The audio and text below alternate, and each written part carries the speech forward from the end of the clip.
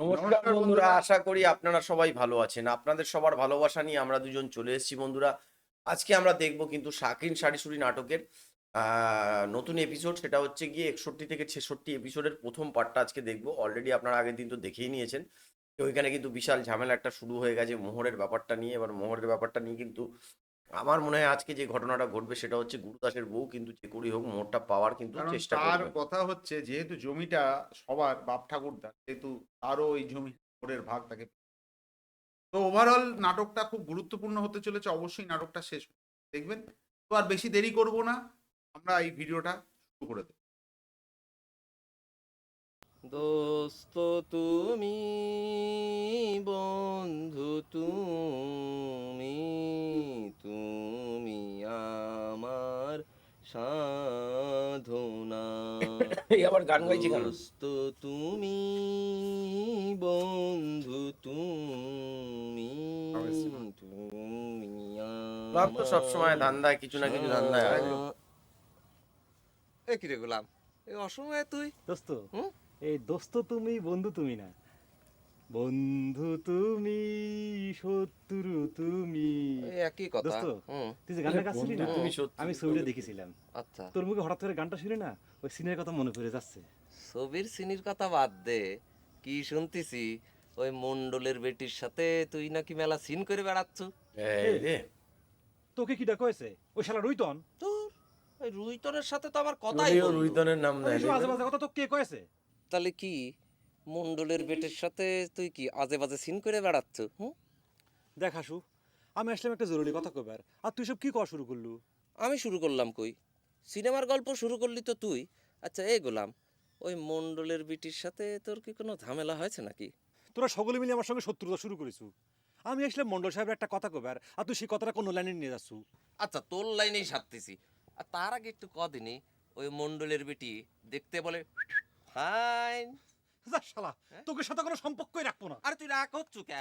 এ গুলাম, আরে মন্ডলের বেটি দেখতি ফাইন হলেও তোর কাছ থেকে কেউ তা কাড়ে নিচ্ছে নাকি? এই বুকা, এই বোকা, আহারে, দোস্ত তুমি, বন্ধু বন্ধু তুমি। তুমি। ভালো গান ধরেছে। এখন এই শিক্ষা হয়েছে তো। বললাম না, এবার শুরু হয়ে গেছে। ওই বিদ্যা যে কি চিজ সেটা আমি যখন কইছিলাম তখন গোষ্ঠীর সকল মিলে আমাকে দৌড় দিছিল। আমার রাজপুত্রের মতো ভাইটার উপর ওর নজর পড়েছিল। সি সি সি সি, কত লিরেজালি করেছে। এখন মনে করতে আমার ঘৃণা করতেছে। তুমি তুমি কার মধ্যে কি কথা করছো আমার? গায়ে লাগে গেল তাই না? উচিত কথা কইলে গায়ে লাগে। তাই কয় উচিত কথা কওতে বাসন্তী বাদ দিবি না, বাসন্তীর মুখে কেউ আটকাবার পারবি না। আচ্ছা বাদ দে আমরা, ভগবান যদি তার কিছু দিয়েই থাকে তাহলে সে বড় লোক জ্ঞা। মানে সে একলা বড় লোক হবে মানে?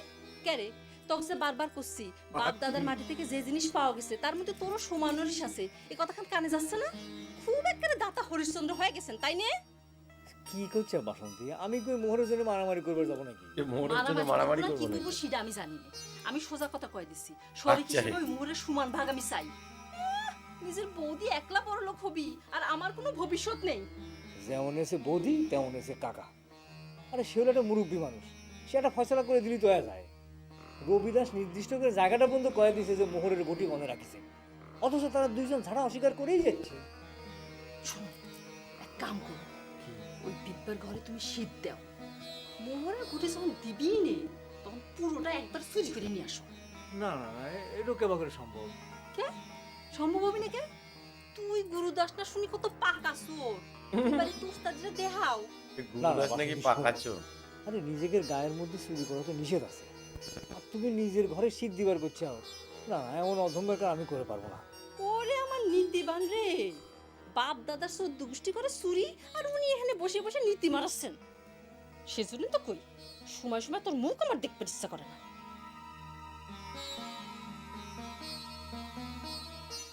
দাদু চিন্তা করেছু কাকা আমসে কেমন জালিটি কামটা করলো? তোর সাথে না গুরুদাসের গলায় গলায় পেরি, এত করে নিষেধ করার পরও তুই তার কাছে সব পেটে কথা কয়ে দিস, আবার এখন জালিয়াতির কথা করছে। দিন দুপুরে জালিটি করতো, গোল্লা খাওয়া কত হইয়া মোহরি গতি খবর নিয়া চাকমা বাজে না দেয়া সোজা বাড়ি চলে এসে। ওরে গাধা, তুই গোল্লার লোভে যে কি সর্বনাশ করিস সে কথা তো বুঝাই কাবা করে। তুমি নাকি গুরুদেশের কাছে কয়া দিছো তোর মা মোহরের ঘটি বিছনা নিচে গাইড়ে থুইছে। মেয়ে তো কবে দাদু কইছি। খুব ভালো কাম করিস। তোর বুদ্ধি শুদ্ধি কবে হবি রে দাদু? এখন ওই মোহরের ঘটির কথা যদি সারা গায়ের মানুষ জানিয়ে ফেলায় তাহলে কি হবে নি? আর কি হবি, বড় হলে তোমায় সে দেখবি। বড় লোক তো হবি নি। যা এখন ঘরে যা। দাদু তোমাকে তো সই, বুঝতেই তো পারছো। এখন মায়ের কোপের ভয় হচ্ছে। যখন কাকার কাছে কথাটা কয়া দিয়েছিল তখন ভয়টা কমে গেছিল। সে তো কাকা গুল্লা খাওয়াবে, জীবনে তো গুল্লা খাওয়া ভাগ্য হয়েছে। তুমি কও। দাদু রে,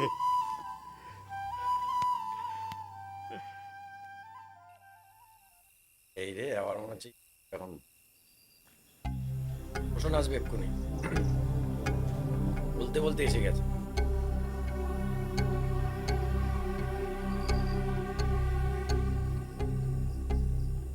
কিরে হান্নান, এখন মাথা নিচু করলো কে? তোকে যে আমি কইছিলাম তো কাইটে ভাগা দেব, কথাটা কি তোর মনে আছে? মনে থাকবি না কে? সব কথা মনে আছে। কাম কাজ দেখে তো তা মনে হয় না রে হান্নান।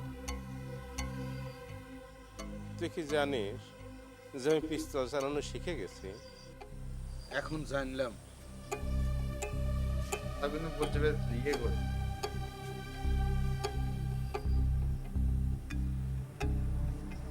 আমার কি মনে হয় জানিস হান্নান? আমার মনে হয় যে আমার পিস্তলের প্রথম গুলি খেন তোর বুকের পর দিয়ে চালাবি, তাতে আমার পিস্তলের জোরখানো পরীক্ষা হয়ে যাবে। মানে সেখানে টক্কর হচ্ছে। আর আমি দেখতে চাই যে তোর মতো গাবুরের বুক এপাশ থেকে ওপাশ সেদা করবে পারে কিনা আমার পিস্তলের গুলি। অত কথা কয় না রওশন। পিস্তলটা খুলে এখন আর তোমার হাতে নেই।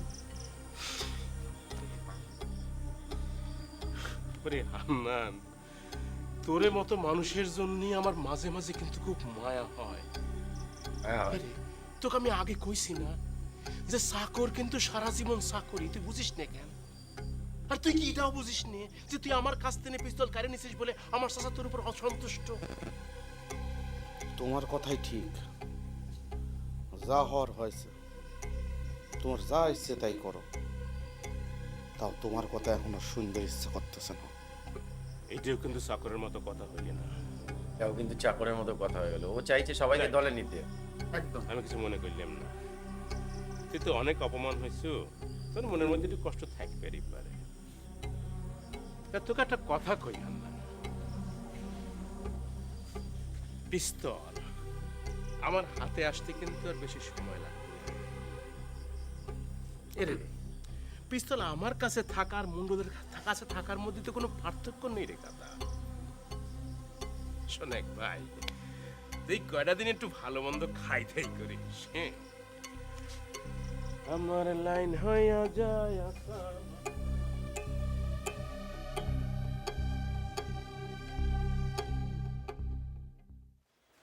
ভালোবাসা ভালোবাসা করে মাথাটা খারাপ হয়ে দেখতেছি। এই রে আবার এখানে মন্ডল সাহেবের গায়ে চলে এসছে।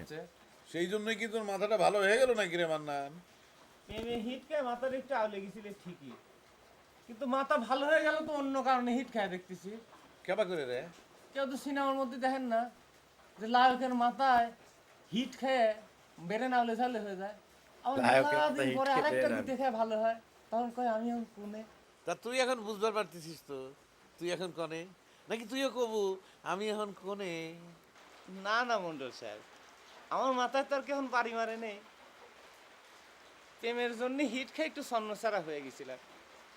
কি কব মন্ডল সাহেব, শিপালির কথা মনে হলে আমার বুকের মধ্যে এখনো খিল ধরে টাইসি আছে। কিল ধরে টাইসি আছে। জন্য একটা ইতিহাসের দরকার নেই, যে ঘটনা কভার আসলো সেটা। ওরে আল্লাহ, দেখিছেন আপনি একটা ডেঞ্জারাস কথা এই বলেছেন। যে আবার এ চলে এসছে। এবার ইয়ে আই ছোড়া, যা বাইরে যা, মন্ডলের সাথে আমার কথা আছে। কি হলো? এদিক ওদিক তাকাস কেন? আমার কথা কানে যায় না? চাকর হয়ে মালিকের সাথে বসে বসে রাত বিরাতে আড্ডা দিস?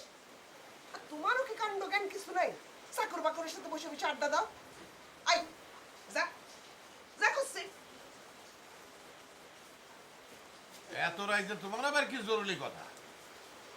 পিস্তল খান দাও, রওশন চাচ্ছে।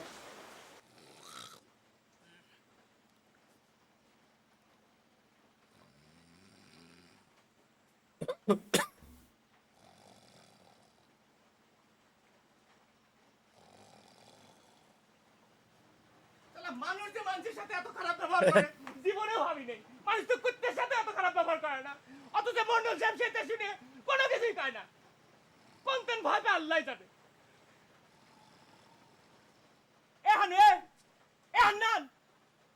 ও বেলা নাম থেকে পরে পরে ঘুমাস কি জানি জগতে কি ঘটে যাচ্ছে কোনো খেয়াল নেই, খালি পরে পরে ঘুমায়, মন খারাপের ভাব লেবই থাকে সবসময়। এ মান্নানে ইস এ মুখ সামাল করে কথা কইস। মুখ সামাল করে কথা কইস। শালা প্রেমে হিটকে মাথাটা নষ্ট হয়েছিল সেটাই ভালো ছিল। এখন তার দিকটা ঘটতেছে তাতে এমবাই মাথা হট হয়ে যাচ্ছে। নিজের হিসেব পারা লাগলে সকলের মাথায় ঠিক হয়ে যায়। সকলের মাথায় ঠিক হয়ে যায়। রাখিস কি জন্য খালাতো হয় কত? আমার মাথা তো সত্যি সত্যি কিরম জিনিস খারাপ হয়েছিল। হিটকালে যে মানসির মতো এরম বন্ধ হয়ে যায়, ভূতা হয়ে যায়, শালা জীবনেও ভাবি নেই। এখন আবার তোর কিসের হিট লাগি তোর মিজাজ খারাপ হয়ে গেল? খোঁজ খবর তো কিছুই রাখিস না, যার দিক কি ঘটতেছে জানিস? মন্ডল সাহেবের লাইফ তো রিস্কের মধ্যে পড়ে গেছে।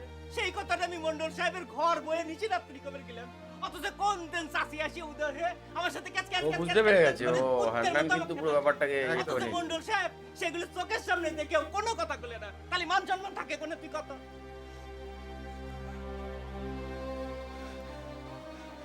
আমি আর কি খবরে, আমার নিজের লাইফই তো রিক্সের মধ্যে পড়ে গেছে রে ভাই। তবে তোকে খালি একটা কথা কই, এই কথাটা তুই মন দিয়ে ভালো করে শুনবো। টাকা ওরা কল রক্তে রক্তে ঠিকই মিলে যাবে, মাঝখান থেকে এই চাকর বাকররাই বিপদে পড়বে। এই কথাটা খালি তুই মনে করে রাখি। তুই ঠিকই কইছিস খালাতো ভাই, মন্ডলের রক্তে ঠিকই মিলে যাবে, কিন্তু তোর আমার মতো চাকরের রক্ত কোনোদিনই মিল হবি না। না হলে শিপালির সাথে যখন আমার বিয়ের কথাবার্তা হচ্ছিলে, তুই না হলে আমার সাথে এরকম শত্রুতা করবে পারতো। এখন খালি কথা কইস বড় বড়। আসলে এরকম ব্যবহার মানুষ মানুষের সাথে করে নাকি? মানুষ মুরব্বী হলে তাকে সম্মান করবে, ইচ্ছে করবে। এটা এরকম ব্যবহার করে ছিল টাকা বেরিয়ে ইচ্ছে করে না। অভিনয় অসাধারণ অসাধারণ। কথায় কথায় চাকর বাকর চাকর বাকর, চাকরের মানে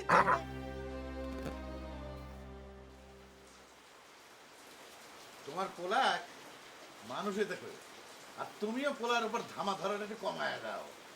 তোমরা তো পিস্তলটা দিয়ে দিলে সব এখানেই তো কথা আরো বলে বড় আমি ইয়ে হয়ে যাবে না, ওরা তো এই একদম। ব্যাপারটা সন্দেহ করবে। কিন্তু আমাদের কথা কইও না, নিজেও আমাদের উপর থেকে শত্রুতা একটু কমাও মন্ডল। তোমাদের উপর যদি আমার শত্রুতাই থাকতো তাহলে এই যে পিস্তল খান এটা কি ফেরত দিতেন? দেখো, আমি ইচ্ছা করলে কিন্তু পিস্তল খান হান্নানের হাতে রেখে দিবেন পারতাম, কিন্তু আমি তো তোমার বেটার মতো বুদ্ধিমান না। তোমার বেটা কয়েও ওই সারিসুরি গায়ের ছোট লোকদের সাথে দল পাকে আমার পেছনে যাতে না লাগে। ওরে বাবা, খুব জ্ঞানের কথা করছিস। তাহলে পরে তখন ওই ছোট লোকের বাচ্চা হান্নানে দিয়ে তোমার ভাইস্তার পিস্তল কাটাইছ লাগে। ফালতু কাম আমি করিনি, আমিও তো বোকা না যে আমি হান্নানেকে অর্ডার দেবো যে তোমার বেটার পিস্তল খান কাইরাইলি আসে। আরে বাবা, শোনো, আমি যত মাতালি হই একটা জিনিস আমি খুব ভালো বুঝি, যে এইসব অস্ত্র ওইসব গরিব মানুষের হাতে থাকার চাইতে আমার ভাইস্তের হাতে থাকা ওরে অনেক কম। বাবা, এ তো বড় গেম। সেই কথাটা তোমার বেটা এখন বুদ্ধি হয়। তো যাও, বেটার জিনিস খান পেয়েছো, এখন যাও। আমি তো চেক করে নি যে এটা গুলি নেই, বুঝছে? এমনি এমনি দিল না, ও জানে ও হান্নান চালাতে পারে না মান্নান। এইবার তো এই কেসটা আরো বড় হবে।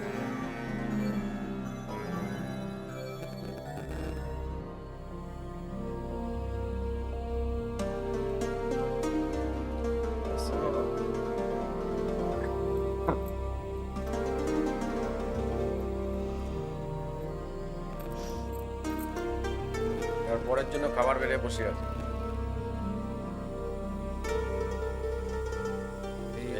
রুইতন এসছে। কে ভাই এতক্ষণে তোরা সময় হয়েছে, রাত কত হয়েছে ভাই? তো তোক কিটা রাত জেগে বসে থাকবার কইছে? তুই কি কথা কইস ভাই? কতদিন পর নিজের হাতে রাধা বাড়ি করেছি, দুপুরবেলা বসে আছিলাম তোর সাথে খাবো মনে করি, তো দুলি ভাই আবার তুই মোজার কথা কইস না।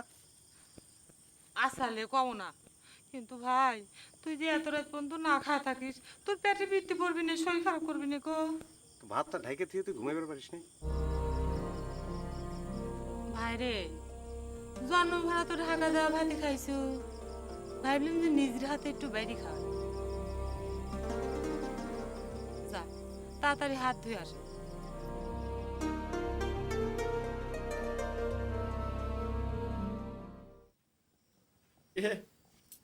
এই রয়েছে খুব তো আপু। গপ্প দিয়ে বেড়াতে। আমার বৌদির কোনো লোভ লালসা নাই, তার মুখের সামনে 100 টাকা পড়ে থাকলে সে সিউ দেখবি নি। ঠিকই তো কই, সে তো মানুষের জিনিসের প্রতি কোনো লোভ করে না। এখন এই কথা কথি তো লজ্জা হচ্ছে না? তুই পুরো দোকানে এক চলে কোটি যা। মোহর, 1 লাখ এখন মোহর নিয়ে ওর মাথা খারাপ হয়ে গেছে। তো বন্ধুরা, অসাধারণ কিন্তু একখানা এপিসোড আমরা দেখলাম। অলরেডি দেখতে পাচ্ছেন মন্ডল কিন্তু খুব মারাত্মক একটা চাল চাল খেলে দিল। খেলেছে। তার কারণ হচ্ছে গিয়ে মন্ডল কিন্তু নিজের লোককে কিছুতেই শত্রু হতে দিচ্ছে না। একদম। এটা কিন্তু একটা খুব বড় ব্যাপার। দেখুন, নিজের লোককে কিছুতেই ও কিন্তু ঘাটাচ্ছে না। চাকর বাকর যারা আছে তাদেরকে ঘাটাচ্ছে, জানে চাকর বাকরকে সহজেই কিন্তু সে বাগে নিয়ে চলে আসতে পারে। এবার এর পেছনে ওর একটা গুরু রয়েছে যে রোহিতনের সাথে রসনের যে সম্পর্ক সেটাকে ও কার্যত এটাকে বন্ধ করে দিতে চাইছে। এটা তো হচ্ছে কথা। মন্ডলের যেহেতু দীর্ঘদিন ধরে ও এই রাজনীতির সাথে যুক্ত, কিন্তু খুব ভালো রকম জানে। তো তো আশা করি ভিডিওটা আপনারা এনজয় করছেন। একদম। এইভাবেই আমাদের পাশে থাকুন, এইভাবেই ভিডিও দেখতে থাকুন। আজকের মতো এখানেই শেষ করছি। কালকে আবার দেখা হবে একটা নতুন ভিডিও। ততক্ষণে সবাই ভালো থাকবেন, সুস্থ সুস্থ থাকবেন। থাকবেন।